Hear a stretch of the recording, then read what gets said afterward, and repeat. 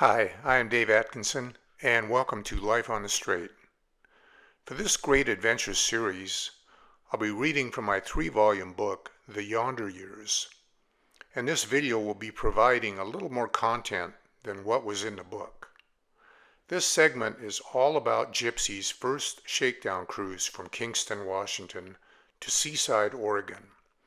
It is a short video because the next one on Gypsy's various systems is so long that it needs its own segment. Thank you for following Life on the Straight, and if you enjoy this content, please subscribe to this channel, which is free. And now, the Yonder Years.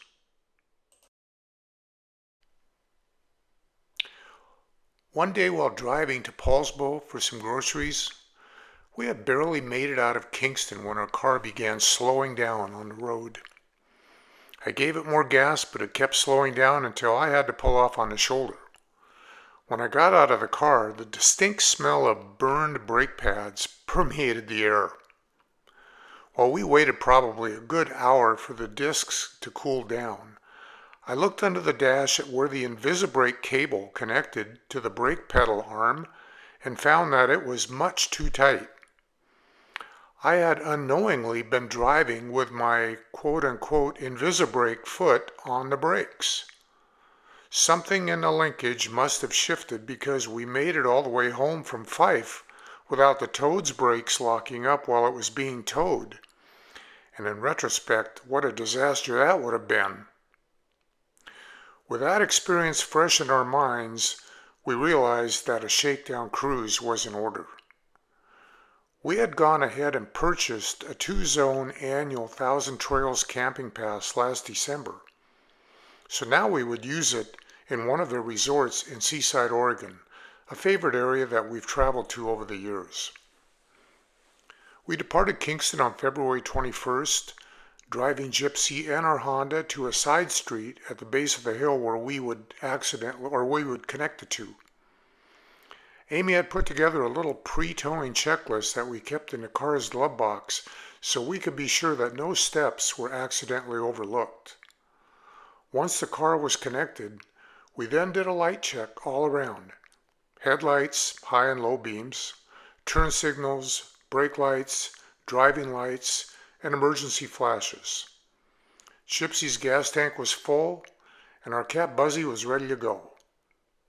Buzzie had been inside Gypsy while she was parked in our driveway, but this would be his first trip in her, and we were hoping that he would be okay with it.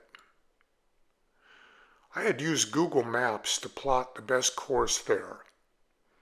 Driving non-stop in a car, Google estimated that the 187-mile journey would take 4 hours, but in a slower coach with probably a stop for lunch, we were thinking more like 5. A few segments would be freeway driving, but most of the trip would be on 2-lane roads. My big concern was how well Gypsy, pulling our toad, would climb up the steep southbound portion of the Astoria Bridge. We pulled out of Kingston and headed south towards Paulsbo. Our route would be a combination of freeway driving and 2-lane roads. From Paulsbo to just south of Bremerton would be freeway, and then it was 2-lane roads through Belfair and into Shelton. Then it was some freeway driving again until we were just south of Shelton, where it was back onto 2-lane roads until we reached the old mill town of McCleary.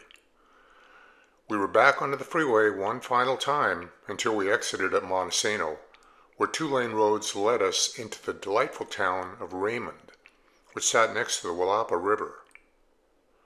In Raymond, we found probably the largest grocery store and parked in their ample-sized lot.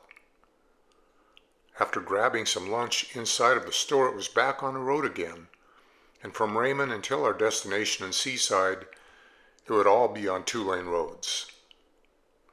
Our journey took us through South Bend, and at Nacelle, we headed south towards the Columbia River, where the road would reunite us with US 101.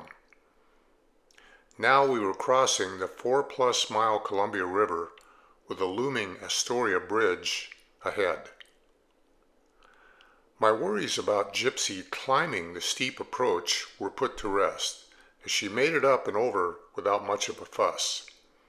She did have to use her lower gears, of course, but Gypsy just chugged along, and that was a big relief. We continued south on US 101 until arriving at Seaside, and my next worry was ahead, negotiating a tricky 90-degree turn onto a small side road that led us to the RV park. US 101 had a left turn lane, so I just made sure to drive out well into the intersection before turning left, hoping that Gypsy and our toad would clear the car in the other lane. Part of my anxiety was knowing that I could not back up and try it again if I cut things too close. Remember, when flat towing a toad, you cannot back up. Fortunately, it all went smoothly. Up ahead, I turned into the Thousand Trails Seaside RV Resort, and after checking in, they directed us to a bunch of vacant campsites in the center of the resort where we could pick the space that we wanted and report back to them afterwards. Now it was time to hook everything up.